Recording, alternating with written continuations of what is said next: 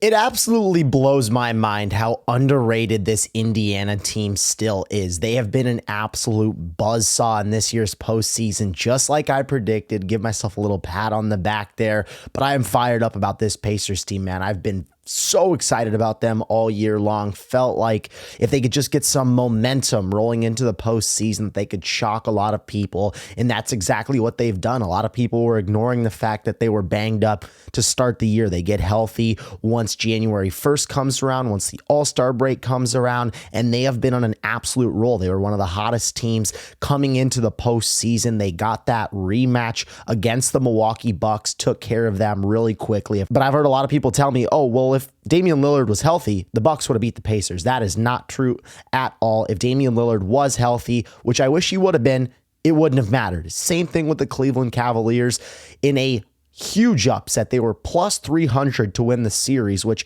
in terms of implied probability means the Pacers only had a 25% chance to win this series, which I thought was crazy as well. Indiana would get it done in 5 games. What the hell? Burton would hit that huge step back. He was awesome this series. He was awesome, and the Pacers took care of the number 1 seed in the Eastern Conference in the Cleveland Cavaliers. And I've heard a lot of people tell me the exact same thing about this series. Oh, if Garland and Mobley were healthy, this would be a completely different series. No, it wouldn't have been. The Indiana Pacers are a buzzsaw, and it's time to admit it. And that's what we're going to see in this New York series. Everybody, the public, is all over New York. Why does nobody want to give the Indiana Pacers any credit? It's been one of the most mind-boggling things to me. Even on Twitter, everyone wants to hate on Halliburton just like they did Jason Tatum. They want to hate on Halliburton so much and say that, well, he stinks. He's not one of the best players in the NBA, which if you actually watch the Indiana Pacers, he gets this team going. He is the reason that this team is so great offensively. He's leading the postseason in assists per game.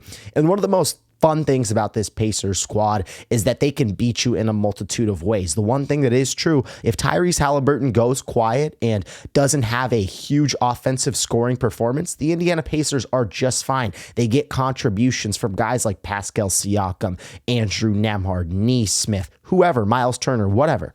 They get contributions from everyone on this team. They are deep. They have an awesome bench. Rick Carlisle has found the secret sauce with this team. And I want to deep dive into the Pacers here as we head into this New York series, give you guys a full breakdown of the Eastern Conference Finals. I think most people, including myself, thought that this would be a Cavaliers versus Celtics ECF. I believe that the Celtics were going to win the whole thing.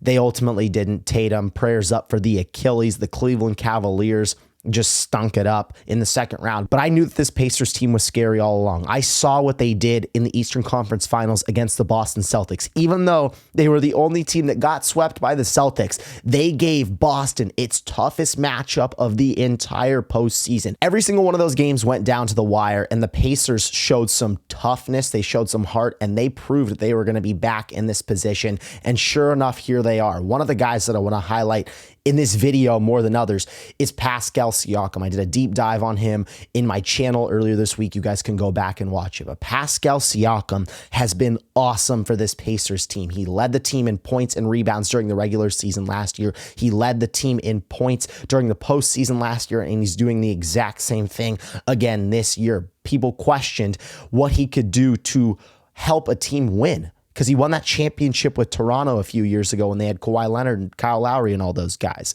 How would this move that they did before the deadline last year, midway through last season, how would that help the Indiana Pacers get over the hump? Well, they've made back-to-back Eastern Conference Finals, and Pascal Siakam has been the leading scorer for the Pacers. He's been the number 1 guy when you need a bucket down the stretch. Pascal Siakam is the best scorer on this team, and he's been monumental to Indiana. Of course, we all know what Tyrese Halliburton does, leading the postseason in assists per game, like I mentioned. And of course, he can give you a smooth 30 points per game whenever you ask of him as well. But he doesn't play out of his role. That's the great thing about Tyrese Halliburton. He knows that he can score 30 a night. Everybody knows that he can score 30 a night. But at the same token, if he can get up to 12 to 15 assists, this Pacers team is absolutely unbeatable because you have shooters everywhere. Miles Turner can get involved. Andrew Nembhard can hit some big shots. Benedict Mathurin off the bench. Aaron Nesmith has turned into an elite 3-and-D player. Obi Toppin, TJ McConnell, etc. You have guys everywhere on this team, and this Pacers squad is lethal. Now, on the New York Knicks side,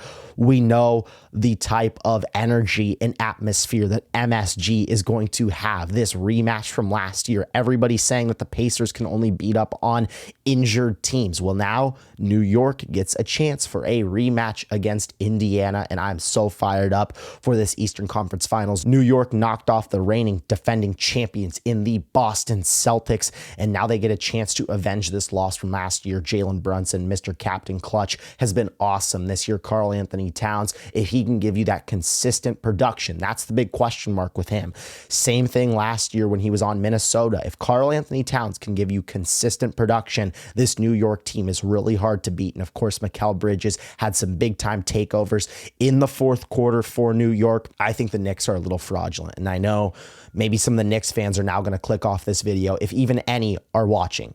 I think New York is a little bit fraudulent. You go back to that Detroit series when they were losing almost all of game one and they had a late flurry in the end, 21-0 run against a young Detroit team, inexperienced team. Okay, so they take game one right there that easily could have gone the other way. Now you go back to game four, that Tim Hardaway Jr. three-point shot that didn't go their way. They didn't get that foul at the end, which was complete bogus. Everyone agreed. Even the refs went back and said that should have been a foul. Well, that went New York's way, and that easily would have tied up the series.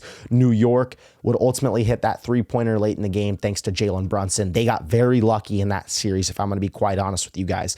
Now, you go back to the Boston series. Painfully, Boston gave up two 20-point leads in games 1 and 2, went down 0-2, put themselves in just a horrible position, no room for error. Sure enough, they have a 14-point lead in game 4 to tie the series at 2 apiece. They lose that one as well. Tatum blows out his Achilles. This series is over with. New York has had a lot of lucky bounces, and everyone is ready to crown this team in the Eastern Conference, where I look at the Indiana Pacers and the body of work that they've put together over the last 2 years. I am so ready to go to war for this team. I think that the Indiana Pacers are awesome. I think they have a lot of people to prove wrong. They said last year that it was almost like a great accomplishment for them to get to the Eastern Conference Finals. But for this year, where things were different, where it's like, okay, we know that we can get to the Eastern Conference Finals. Let's go win a championship. And that's been the mentality for this Indiana Pacers team. I think Tyrese Halliburton has a lot of haters that he's going to continue to prove wrong, as he was voted the most overrated player in the league from a kind of just a crazy anonymous poll from the league.